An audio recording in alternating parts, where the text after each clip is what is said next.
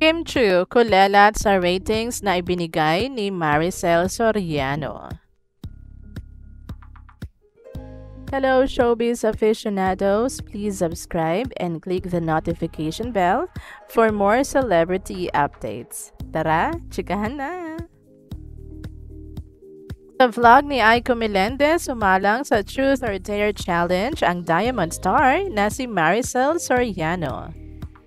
Hindi niya sinagot ang tanong ng actress-politician kung sino ang artistang lihim siyang niligawan, kaya kumasa na lang ito sa ipinagawa sa kanyang challenge.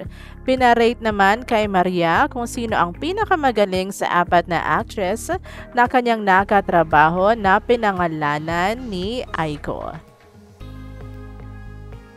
Sa pinagpilian, nanguna sa ranking niya si Jody Santa Maria at pumangalawa si Iza Calzado na nakatrabaho niya sa seryeng Ang Sayo Ay Akin. Pangatlo sa listahan niya si Kyla Estrada, samantalang nangulelat sa kanya bilang pang-apat si Kim Chu.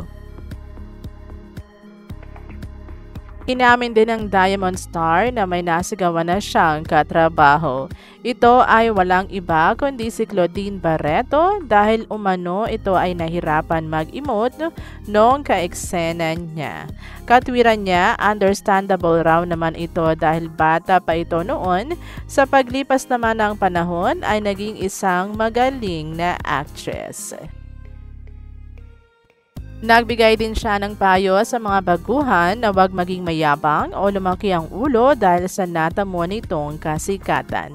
Ibinahagi rin niya na ilan sa mga paboritong pelikulang nagawa niya ay ang Kaya Kong Abutin ng Langit, Dahas, Abandona at Pilipinas. Si Maricel ay malapit nang mapanood sa pelikulang In His Mother's Eyes na kabituin niya sina Roderick Paulate at L.A. Santos. Palabas na sa mga sinehan simula November 29.